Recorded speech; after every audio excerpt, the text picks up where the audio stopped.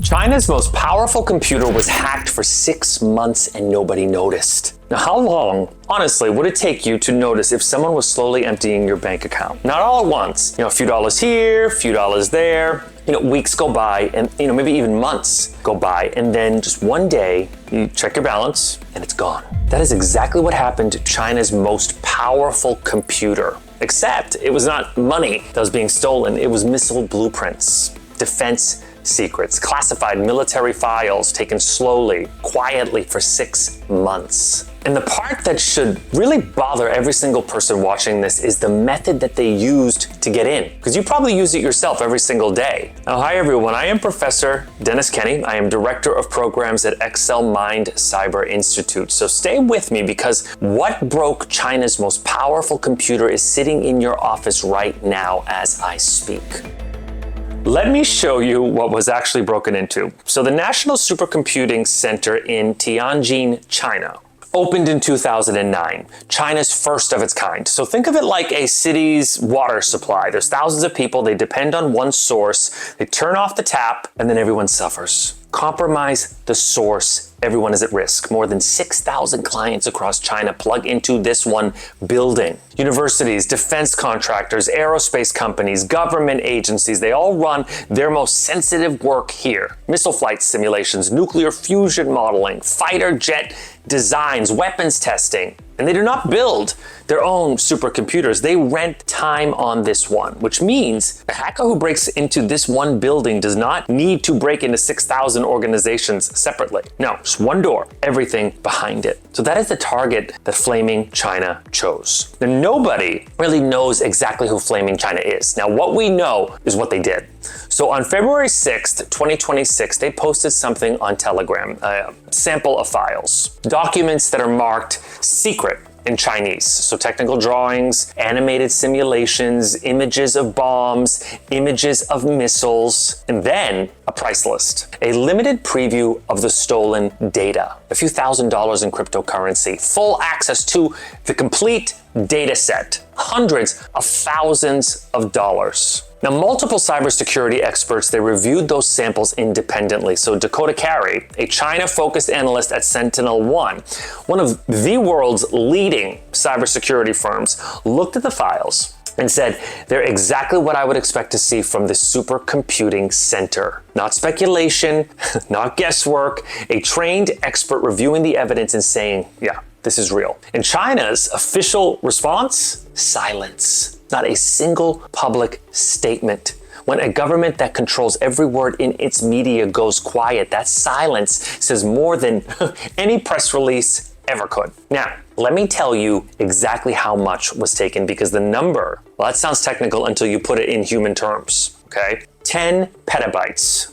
Here is what that actually means. So your laptop, say it's a good one, high spec, expensive, holds about 1 terabyte of data. Yeah, 1 terabyte. Now, 10 petabytes is the same as 10,000 of those laptops, fully loaded, every folder, every file, every single document. Now, imagine every one of them is full of China's most sensitive military research. Now, that is what walked out the door. And it did not walk out in one trip. No, it walked out 1 teaspoon at a time for 6 months. Nobody checked the room.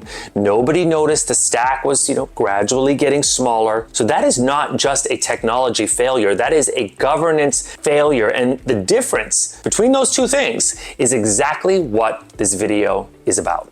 Now, remember the bank account analogy from the start of this video? A few dollars, then a few more, slow enough that nobody notices. Now, that is exactly the method Flaming China used. And the door that they walked through. A VPN is a secure tunnel. You use it to connect to a network remotely. And when it works correctly, only people with the right credentials are going to get through.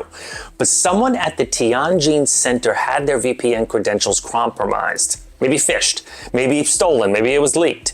And the details, well, they are not fully public. So what is public is what happened next.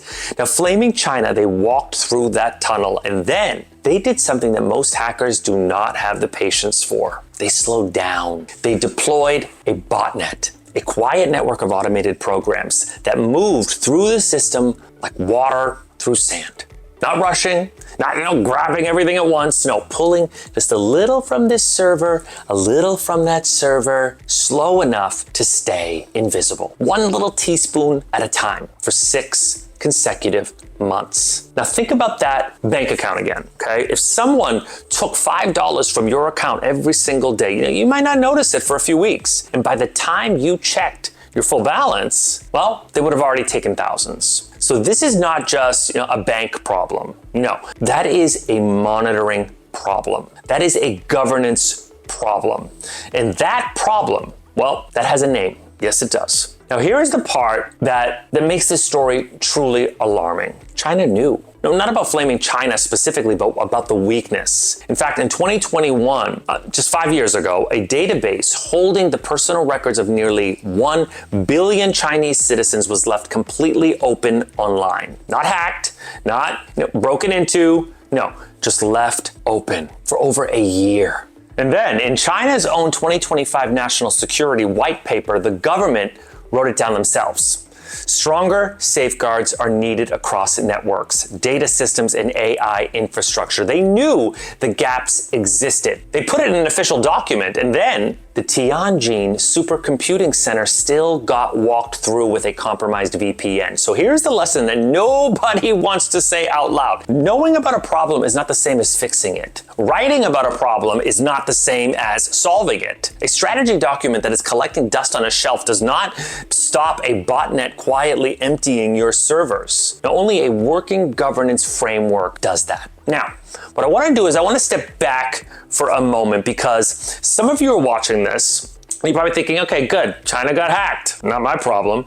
Yeah, okay, well, I need you to hear something because this is everybody's problem. Yeah, the stolen files reportedly include simulations of hypersonic missile tests, attack modeling against US designed systems like the HIMARS launcher, okay? Research linked to stealth aircraft programs, data from China's top aerospace and defense corporations. The data, that data is now sitting on a dark web server for sale to the highest bidder. Any government, any criminal group, any intelligence service, any of them with enough cryptocurrency, they can buy a window into China's most classified programs. So that changes the balance of information between competing powers. And it raises a question that cuts across every single border, because if China, a country that surveils its citizens more intensely than almost any other nation on earth, if China's most important military computer could be quietly drained for 6 months, what does that say about the organizations that protect your data, your medical records,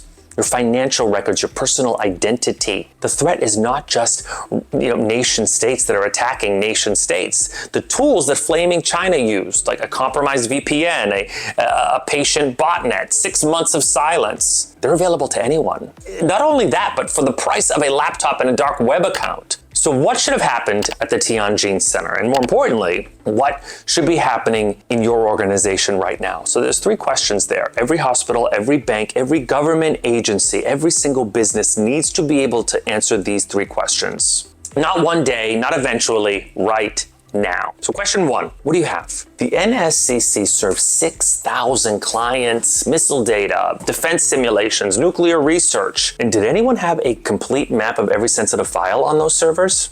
Did anyone know exactly who could access what? If the answer is no, you cannot protect what you cannot see. It's like you're trying to guard a house when you do not know how many doors it has. Okay, so question number 2, what could go wrong?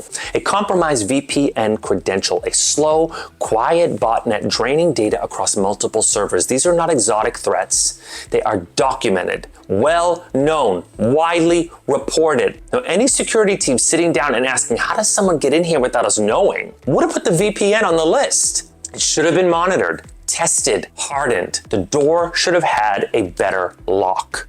Question 3, what are you going to do about it? Now, this is where everything fell apart because no alarm fired for 6 months of data extraction. No system flagged unusual traffic moving in slow distributed patterns. No process existed to catch a patient, quiet, long-term drain. So these 3 questions, they're not optional extras. They are the foundation of GRC, governance, risk, and compliance. Now, that is a team running GRC properly at the NSCC. That would have caught flaming China, not because of better technology, no, but because of better governance. That little teaspoon that would have been noticed.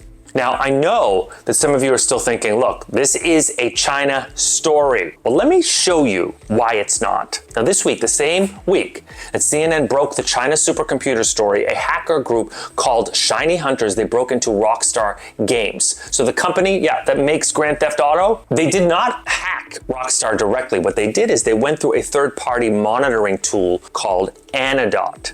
Now, a small piece of software that Rockstar used to track cloud costs. So one compromised credential in that tool, and then suddenly Rockstar's financial records, the marketing contracts, and the corporate data, they are for sale on the dark web. Now, Shiny Hunters, they gave Rockstar until April 14th to pay. And you know what Rockstar said? No. The data is now being released. Same playbook as Tianjin. Different country, different industry, different target, but it's that same unlocked door. It's that same silence until it was too late. So whether you are running a military supercomputer in China or a game studio in New York or a medical clinic in Lagos, the questions are identical. What do you have? What could go wrong? And what are you doing about it? Now, the organizations that cannot answer those questions, I'm saying right now, you're not safe. They're just next. So let me ask you something honestly. You just spent the last 10 minutes learning how one of the most significant data breaches in history happened, okay? Not through genius, not through, weapons grade, high-level technology, through a door that nobody was watching in 6 months of patience. Most people watching this, you know what? You'd feel alarmed. Share it, and then just forget it by tomorrow. But some of you are watching this differently. You're the person in your office that people already turn to when something goes wrong. Or maybe you've been thinking about cybersecurity as a career, but you just didn't know where exactly to start. Or you're a business owner right now and you're realizing quietly that you cannot answer those 3 questions for your own organization. And some of you are just simply asking the question, how do the biggest organizations in the world build systems that would have caught flaming China? The people being hired right now to answer that question are not always the ones that are writing the code. They're the ones that are building the governance frameworks that make the monitoring possible. The risk assessments that identify the VPN as a critical weakness, the compliance structures that require regular audits before the breach, not after. That discipline has a name that most people outside the industry have never heard. And that is exactly why the people who know it are so hard to find and so well paid. Because GRC, governance, risk, and compliance. Now, Amazon, Google, JP Morgan, Chase, Microsoft, organizations that cannot afford a 6-month silent breach are funding GRC teams right now. Those same frameworks are exactly what I teach at Excel Mind Cyber Institute, not theory. The real world systems that would have stopped exactly what happened to China's most powerful computer. The gap between where you are and a 6-figure cybersecurity career, I'm gonna tell you straightforward, it's not talent. It's not a 4-year fancy degree. Here's what nobody says loudly enough. It is knowing how to speak the language. And you can learn that language a lot faster than you think. Now, we started this video with a question. How long would it take to notice if somebody was slowly emptying your bank account, right? Now, you know the answer. Yeah, you do. You know the answer for China's most powerful computer. 6 months, 6,000 clients, missile blueprints, defense secrets, military simulations, taking one tiny little teaspoon at a time through a door that literally nobody was watching. The hacker's name is Flaming China. The door was a VPN, and the Chinese government has not said a single word. Now, here's what that silence means. Now, when an incident is too embarrassing to explain, you say nothing and you just hope the world moves on. The world is not moving on. The data is for sale, and the same door is sitting in organizations around the world right now, including yours. The organizations that find it and fix it before someone else does, they survive. The ones that wait, they become the next headline. So you watch this video and you know now fully what happened. You know what the fix looks like. So now you decide what to do with that. Now, if this helped you, hit subscribe. Get new breakdowns every week. Real news, no filler, no hype. And if you're ready to become the person who finds those doors before the hackers do, well, the link is in the description. I'm Professor Dennis Kenny. I want you to stay connected, and I will see you in the next one.